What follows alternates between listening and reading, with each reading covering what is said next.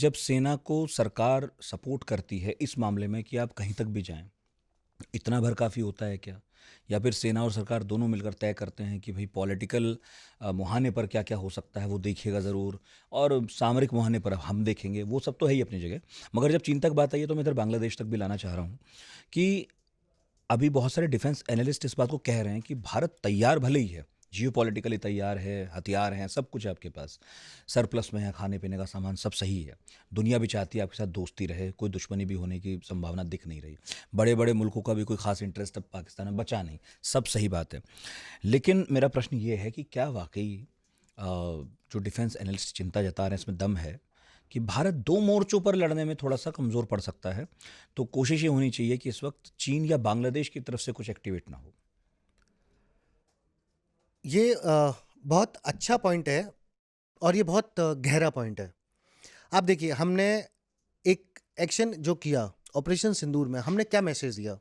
हमने कहा कि पाकिस्तान, अगर तुम अब हरकत करोगे तो हम एक लिमिटेड कारगिल जैसा वॉरफेयर नहीं, हम फुल फ्लैश्ड पूरे बॉर्डर को एड्रेस करेंगे।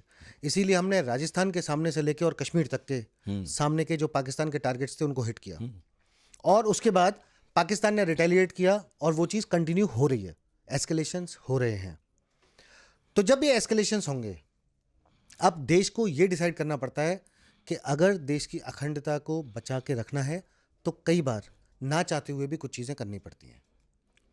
तो अब अगर टू फ्रंट वॉर की जैसे आपने बात करी, अगर वो होता है तो ऐसा नहीं है कि भारत उसमें लड़ने के लिए भी काबिल नहीं है, लेकिन फिर ये लड़ाइयाँ ये सिर्फ आर्म फोर्सेस की नहीं रह जाती, पूरे राष्ट्र की होती है। और ये बढ़ेगी फिर। और जैसा आपने बोला कि पॉलिटिकल विल और डिफेंस विल, तो मैं आपको यहाँ पे एक एग्जांपल कोट करूंगा। कहीं पढ़ा था मैंने कि 1971 वॉर जब होने वाला था, उस समय प्रधानमंत्री थी इंदिरा गांधी जी और आर्मी चीफ होते थे जनरल मानिक शाह। जनरल मानिक शाह को इंदिरा गांधी जी ने बोला कि सैम, क्या आप युद्ध के लिए रेडी हो? तो जनरल मानिक शाह ने कहा कि मैडम, प्रश्न ये नहीं है कि मैं रेडी हूं कि नहीं, पहले आप बताइए क्या आप रेडी हैं। तो जो मुझे समझ में आता है उनका संदर्भ ये था कि जब आप ऐसे युद्ध में जाते हो तो दुनिया के और देश भी आ जाते हैं, कोई आपके साथ खड़ा होगा, कोई आपके खिलाफ खड़ा होगा। और जो 71 वॉर के टाइम पे भी हुआ कि अमेरिका हमारे खिलाफ खड़ा हो गया, लेकिन रशिया उस टाइम पे हमारे साथ खड़ा हुआ। तो ये इक्वेशंस बनेंगी, ये शतरंज चलेगा। तो क्या देश, पूरा देश एक साथ इकट्ठा उन लड़ाइयों के लिए तैयार है? क्योंकि जब ये टू फ्रंट या 2.5 to 3 फ्रंट हम बोलते हैं, उस टाइप की अगर लड़ाई होगी तो तीनों segments of arm forces, army, navy, air force पूरे कमिटेड होंगे। बहुत सारा पैसा खर्च हो रहा होगा, बहुत सारे लोगों की जान जा रही होगी दोनों तरफ। आम आदमी की जो जिंदगी अभी चल रही है उसमें भी डिसरप्शंस होंगे, जरूर। क्योंकि जब आर्म फोर्सेस मूव करेंगी तो वो प्रायोरिटी होता है। बिल्कुल। क्योंकि आपके और मेरे अधिकार तभी हैं जब देश है। बिल्कुल। जब देश है तभी संविधान है, तभी कानून व्यवस्था है, तभी सब कुछ है। तो पहले देश रहना चाहिए, बाकी सब कुछ तो हो जाएगा।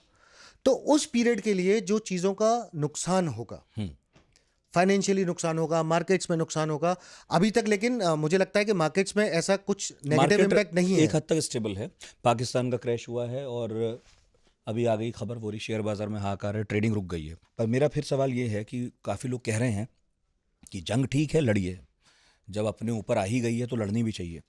लेकिन भारत के पास खोने को ज़्यादा है, क्योंकि हम चौथी बड़ी इकोनॉमी हैं, हमारा मुल्क तरक्की की राह पर चल निकला है, हम धीरे धीरे उन देशों की पांत में अपनी जगह बना रहे थे जिन देशों की तरफ हम आज से 20 साल पहले देखते थे कि ऐसा मुल्क बनना चाहिए हमारा।